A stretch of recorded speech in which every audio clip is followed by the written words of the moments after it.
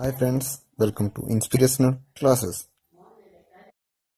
Silk Road by Nick Middleton. Question and answers. Question 1. Notice these expressions in the text. Infer their meaning from the context. Ducking back swathe careered down maneuvers cairn of rock salt flats billowed. Answer.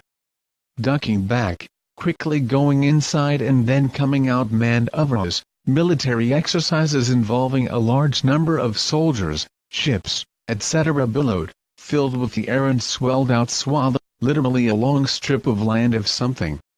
Contextually, a land stretched with snow.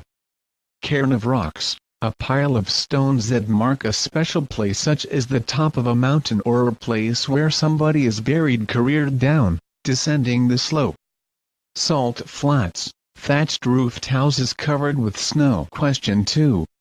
Give reasons for the following statements. 1. The article has been titled Silk Road. Answer. The title of the article has been named on the historic Silk Road or routes. The network connected the Afro-Eurasian landmass.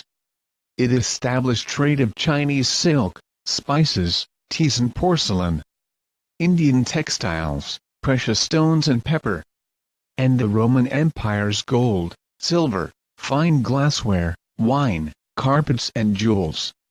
The road was named Silk Road largely because of the silk trade with China. In the chapter the author travels to Mount Kailash, exploring the Himalayan belt in Tibet. Since the author explored this region, the chapter is titled as Silk Road. 2. Tibetan mastiffs were popular in China's imperial courts. Answer.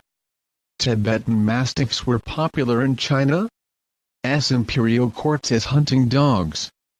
They were brought along the Silk Road in ancient times as tribute from Tibet. They were huge black dogs used as watchdogs. They explode into action like bullets. They are furious and fearless. 3. The author's experience at Hor was in stark contrast to earlier accounts of the place. Answer. Hor was a grim, miserable place. The dust and rocks were scattered everywhere in abundance. There was little vegetation. The place seemed unfortunate and dejected, though it sat on the shore of the Lake Manasaravar. The author was flabbergasted to realize the contrast in his experience to that of the earlier read accounts. A Japanese monk, Akari Kawaguchi, who had arrived there in 1990, was so moved by the sanctity of the lake that he burst into tears. The hallowed waters had a similar effect on Sven Hedin, a Swede who was not prone to sentimental outbursts. However, for the author, when he reached Hor, first he had to get 2 punctures mended. The only relaxation was the tea served by a Chinese youth in the only cafe in the town, which was constructed from badly painted concrete and had 3 broken windows. The good view of the lake through one of them helped to compensate, however. 4. The author was disappointed with Darkin. Answer. The author was disappointed with Darkin. The high altitude was giving him health problems. He had a bad cold and was not able to sleep at night. Since he was one of the early arrivals there weren't any pilgrims coming to the place. The place was dusty, partially derelict and punctuated by heaps of rubble and refuse. 5. The author thought that his positive thinking strategy worked well after all. Answer. The author was disappointed with Darkin. He also complained of bad health. Tsin had left for Lhasa. He was feeling rather lonely with no pilgrims around. It was then he met Norbu, a Tibetan who too wanted to visit Kailash. They would be a good team as both of them were academicians who had escaped from the library. The author started thinking positively and it gave him some delight and a new enthusiasm. Question 3. Briefly comment on 1. The purpose of the author's journey to Mount Kailash. Answer. Nick Middleton is an Oxford professor as well as an adventurer. He follows the most difficult terrain through the Silk Road and reaches Mount Kailash. He visits the holy place to complete the Korah going around the place. 2. The author's physical condition in Darkhan. Answer. The author was not physically well when he reached Darkhan. His sinuses were blocked due to the cold wind at Hor and he was not able to sleep well at night. The next day Tsilin took him to the Darkhan Medical College and the doctor there gave him some medicine that gave him some relief. 3. The author's meeting with Norbu. Answer. The author was feeling rather lonely without Tsilin who had left for Lhasa. There weren't any pilgrims at Darkhan as he had reached the place much early in the season. It was then Norbu who was a Tibetan and also an academician. He too was there to visit Kailash and they decided to go there together. 4. Tsilin's support to the author during the journey. Answer. Tsilin was a good and efficient driver. He drove the car very carefully. During the journey, he spoke to the author giving information about the places they were visiting. He was very caring.